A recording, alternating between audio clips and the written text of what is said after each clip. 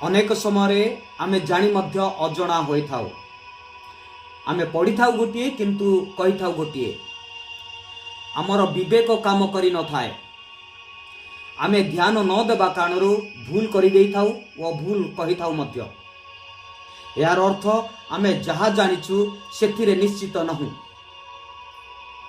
निश्चित हेबा निमंते पुनर्बार सेही विषय को पुनरावृत्ति करिबा आवश्यक। ठीक से प्रकारे जीशुकर जन्म रे घटिथिबा केतेक घटना आमको सर्वदा द्वंद्व पकई दे थाए। जेपरि ख्रिस्टमास केतोटी घटना को आमे पुनरावृत्ति करी आमे निश्चित हेबा।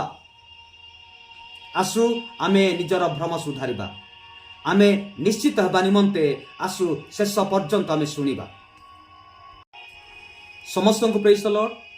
समस्त को मोर अनुरोध जीवन रे आत्मिक पारिवारिक सामाजिक व मानसिक भाव में उत्साहजनक प्रेरणायुक्त गठनात्मक कहानी सहित ईश्वर वाक्य शुणा व शिक्षा करने निमंते चैनल को सब्सक्राइब लाइक शेयर व कमेंट करने भूलंतु नहीं। जेपरी आपण पाखक मोहर स्वर अति शीघ्र पहुंची पारिबो। तेबे आसु आमे देखिबा प्रथम विषय। जीशुंकर जन्म गुहाल कुंडरे होइथिला। जीशुंकर जन्म गुहाल कुंडरे होइथिला। आपण माने चिंता करंतु जने स्त्री किपरि व केमिति कुंडरे छुआ जन्म करिवे। एहा असंभव अटे। एहा आमे जानू तथापि आमे प्रचार करि थाउ, प्रचार सुनि थाउ, गीत लेखि थाउ, गीत गाई थाउ, गीत शुणी थाउ व अन्य को मध्य कहि थाउ जे जीशु ख्रीष्ट गुहाल कुंडरे जन्म होइथिले। किंतु बाइबल कुहे पुणी से अपना प्रथम जात पुत्र प्रसव कले एवं ताहांकु लुगारे गुड़ाई गुहाल कुंडरे सुआइले, कारण बसा घरे सेमान पाई स्थान नथिला। लूक तार 2:7। आमे बाइबल रे गोटे पढ़ी थाउ व गोटे प्रचार करि थाउ। एही अंश को टिके ध्यान दियंतु। ताहांकु लुगारे गुड़ाई गुहाल कुंडरे सुआइले, कारण बसा घरे सेमानक पाई स्थान नथिला। यार अर्थ जीशुंकर जन्म गुहाल कुंडरे होई नथिला, कारण बसा घरे सेमानक पाई स्थान नथिबा जोगु गुहाल कुंडरे सुआइले।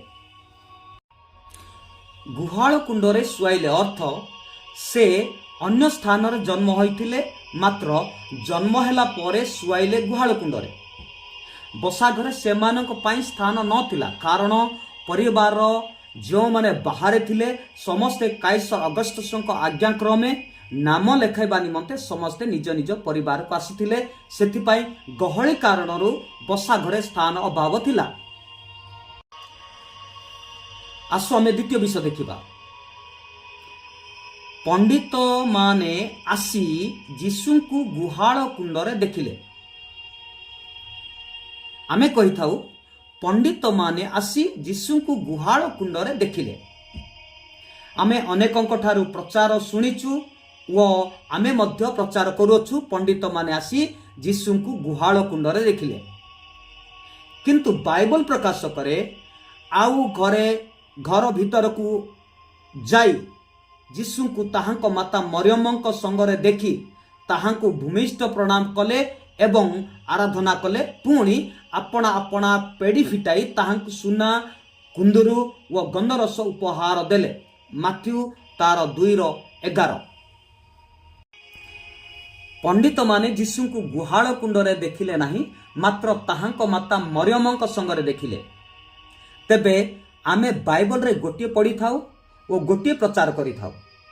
एही अंश टिके ध्यान दियंतु। एठारे लेखा गला आउ घर भीतर को जाई शिशु को ताहांको माता मरियमंक संगरे देखिले। एठारे जो शिशु शब्द व्यवहार करा जायछि इंग्राजी रे यंग चाइल्ड शब्द व्यवहार करा जाय अछि। एहार अर्थ शिशु यथेष्ट वृद्धि पाइथिले।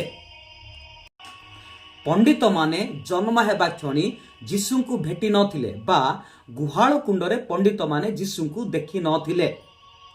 मेषपालक माने जाई जीशु को गुहाल कुंडरे सुईथिबार देखिले। ଯୀଶୁଙ୍କ ଜନ୍ମର ପ୍ରାୟ 2 ବର୍ଷ ପରେ ପଣ୍ଡିତ ମାନେ ଯୀଶୁଙ୍କୁ ଭେଟିଥିଲେ। ଏହା କେମିତି ସମ୍ଭବ? ତେବେ କେମିତି ଜାଣିବା ଏହି ଘଟଣା 2 ବର୍ଷ ପରେ ହୋଇଥିବ? ବାଇବଲ କୁହେ, ଇତିମଧ୍ୟରେ ହେରୋଦ ପଣ୍ଡିତମାନଙ୍କ ଦ୍ୱାରା ଆପଣାକୁ ପ୍ରବଞ୍ଚିତ ହେବା ଦେଖି ରାଗିଗଲେ, ଆଉ ସେମାନଙ୍କ ନିକଟରୁ ଉତ୍ତମ ରୂପେ ଯେଉଁ ସମୟ ବୁଝିଥିଲେ ତଦନୁସାରେ 2 ବର୍ଷ ଓ ସେଥିରୁ କମ୍ ବୟସ୍କ ଯେତେ ବାଳକ ବେଥଲେହେମ୍ ପୁଣି ସେଥିର ସମସ୍ତ ସୀମା ମଧ୍ୟରେ ଥିଲେ ଲୋକ ପଠାଇ ସେହି ସମସ୍ତଙ୍କୁ ବଧ କରାଇଲେ। ମାଥ୍ୟୁ 2:16। ତେବେ ପ୍ରଶ୍ନ ଉଠେ, ହେରୋଦ କାହିଁକି 2 ବର୍ଷ ଓ ସେଥିରୁ କମ୍ ବୟସ୍କ ଯେତେ ବାଳକ ଥିଲେ ସମସ୍ତଙ୍କୁ ବଧ କରାଇଲେ? ଏହା ଇଙ୍ଗିତ କରେ ଯେ ହେରୋଦଙ୍କ କଥା ଅନୁସାରେ ହିସାବ କରି ଜାଣିପାରୁ ଯେ ଯୀଶୁଙ୍କର ଜନ୍ମ ପ୍ରାୟ 2 ବର୍ଷ ପରେ ପଣ୍ଡିତମାନେ ଯୀଶୁଙ୍କୁ ଭେଟିଥିଲେ, ବା ଯେମିତି ପଣ୍ଡିତମାନେ ତାରା ଦେଖି ଯାତ୍ରା ଆରମ୍ଭ କଲେ ତାହା ପ୍ରାୟ 2 ବର୍ଷ ଲାଗିଥିଲା, କାରଣ ସେମାନେ ସୁଦୂର ପୂର୍ବ ଦେଶରୁ ଆସିଥିଲେ। ତେବେ ଆସୁ ଆମେ ତୃତୀୟ ବିଷୟ ଦେଖିବା। ତୃତୀୟ ବିଷୟ, ପୂର୍ବ ଦେଶରୁ 3 ପଣ୍ଡିତ ମାନେ ଆସିଥିଲେ। ପୂର୍ବ ଦେଶରୁ 3 ପଣ୍ଡିତ ମାନେ ଆସିଥିଲେ। ଖ୍ରୀଷ୍ଟମାସ ଅବସରରେ ଆମେ ଅନେକ ପ୍ରଚାର ଶୁଣିଛୁ ଓ ପ୍ରଚାର ମଧ୍ୟ କରୁଛୁ ଯେ ପୂର୍ବ ଦେଶରୁ 3 ପଣ୍ଡିତ ଆସିଥିଲେ। କିନ୍ତୁ ବାଇବଲ କ'ଣ କୁହେ? ଆମେ ପ୍ରତ୍ୟେକ ସମୟରେ କହୁ 3 ପଣ୍ଡିତ। ଏହା ଭୁଲ ଅଟେ। ସତ୍ୟ ଏହା ଯେ ପଣ୍ଡିତ ମାନେ ଯୀଶୁଙ୍କ ନିମନ୍ତେ 3ଟି ଉପହାରକୁ ନେଇ ଆସିଥିଲେ, ମାତ୍ର ସେମାନେ 3 ଜଣ ଥିଲେ ବୋଲି ବାଇବଲ କୁହେ ନାହିଁ। ବାଇବଲ ପ୍ରକାଶ କରେ, ହେରୋଦ ରାଜାଙ୍କ ସମୟରେ ଜିହୁଦିଆ ପ୍ରଦେଶର ବେଥଲେହେମରେ ଯୀଶୁଙ୍କ ଜନ୍ମ ହେବା ପରେ ଦେଖ, ପୂର୍ବ ଦେଶର କେତେକ ପଣ୍ଡିତ ଜେରୁସାଲେମକୁ ଆସି କହିଲେ। ମାଥ୍ୟୁ 2:1। ଆମେ ଧ୍ୟାନ ଦେବା, ଲେଖାଯାଏ, ଦେଖ ପୂର୍ବ ଦେଶର କେତେକ ପଣ୍ଡିତ ଜେରୁସାଲେମକୁ ଆସି କହିଲେ। ଶବ୍ଦକୁ ଟିକେ ଧ୍ୟାନ ଦିଅନ୍ତୁ। କେତେକ ପଣ୍ଡିତ, ସେମାନେ 3 ନୁହନ୍ତି, ମାତ୍ର କେତେକ।